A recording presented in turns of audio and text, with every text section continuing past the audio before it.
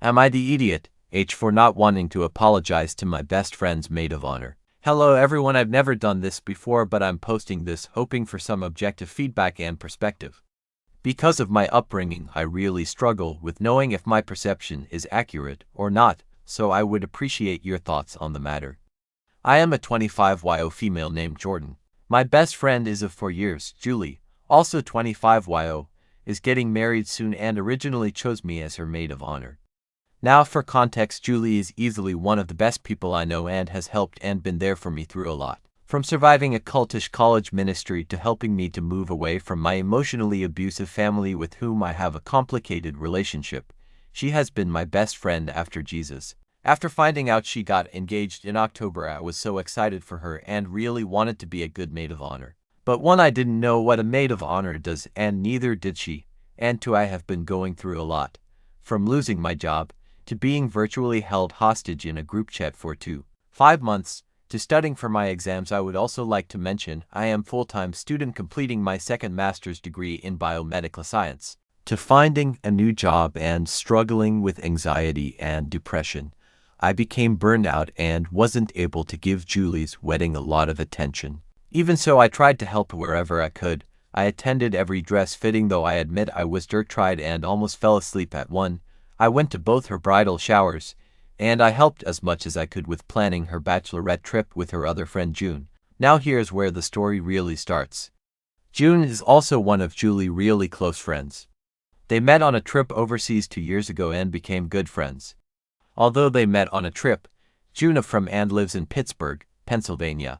Because Julie wanted to visit Pittsburgh for her bachelorette trip, and because June is a wedding planner on the side, she took the lead in planning and preparing. Because I have never been to Pittsburgh before and didn't have a lot of time to research the area, I helped where I could, but, for the most part, wasn't very helpful.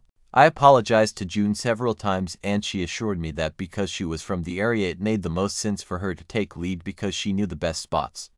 I should mention that I had never met June in person and did all of this over the phone. Fast forward to mid-April, I go on the bachelorette trip with her, and for other bridesmaids and bridesmen she has another male best friend named Alan, 23YO.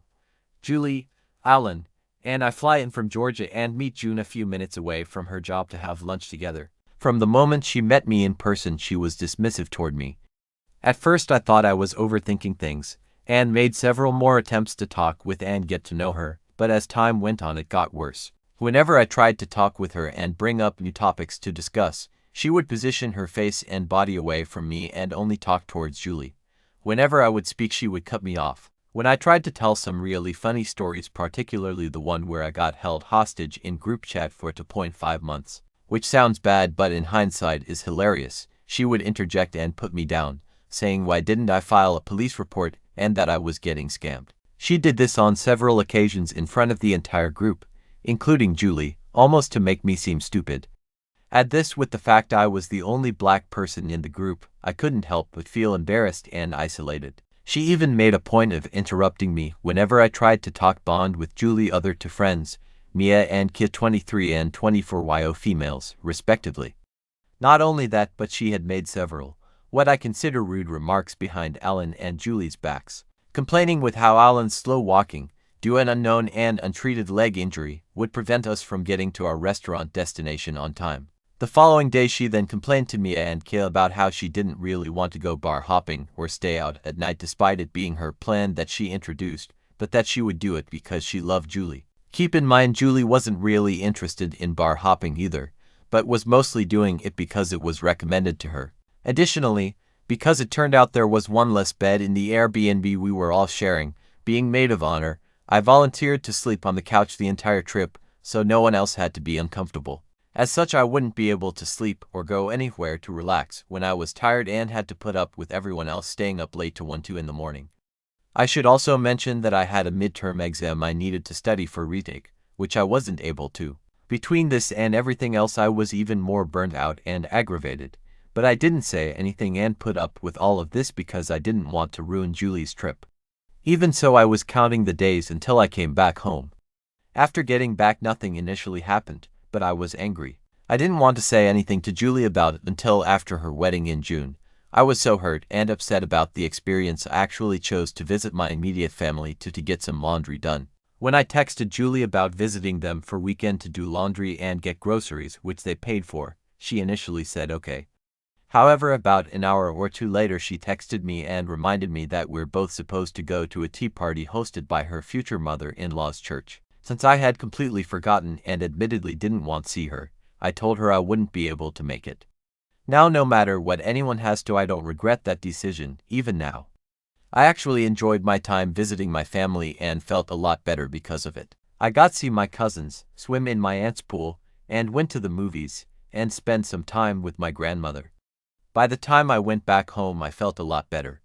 Fast forward to yesterday, Julie comes over to speak with me and give me some stuff. First, she gives me a few gifts from the tea party, which includes a bracelet and also drops off 3 bottles of syrup and 3 bottles of Sweet Baby Ray's BBQ sauce.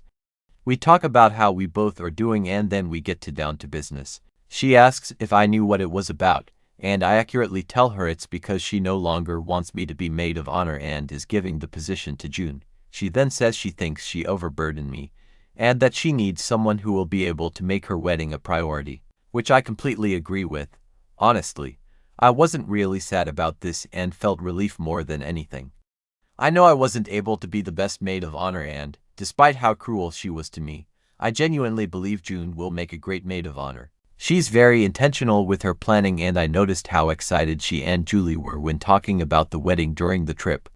I think that is the right decision. However, here is when things get complicated. We start to talk about the trip and I mention how me and June do not really like each other.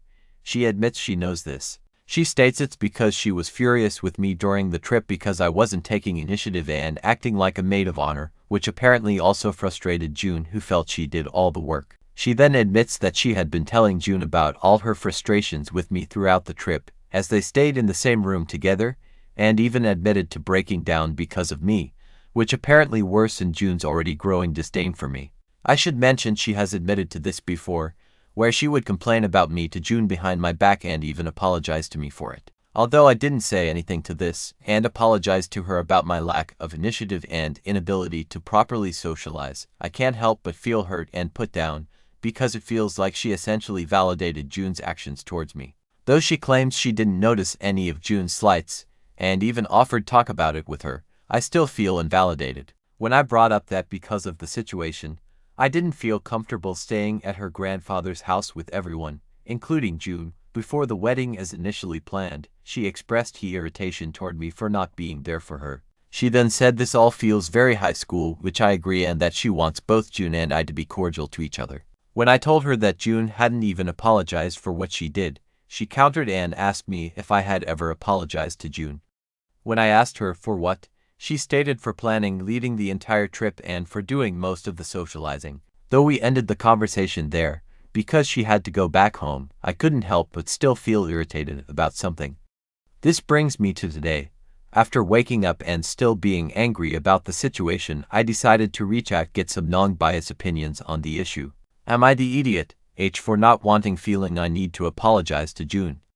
In all honesty, I'm fine if neither of us apologize and just remain respectful for the wedding and Julie's sake. If so, I am wrong for not wanting to stay over at her grandfather's place and risk a similar situation. Advice wanted. Am I the idiot, Okay, so I know this isn't the question you asked, but I really want the story on how you were being virtually held hostage in a group chat for 2.5 months.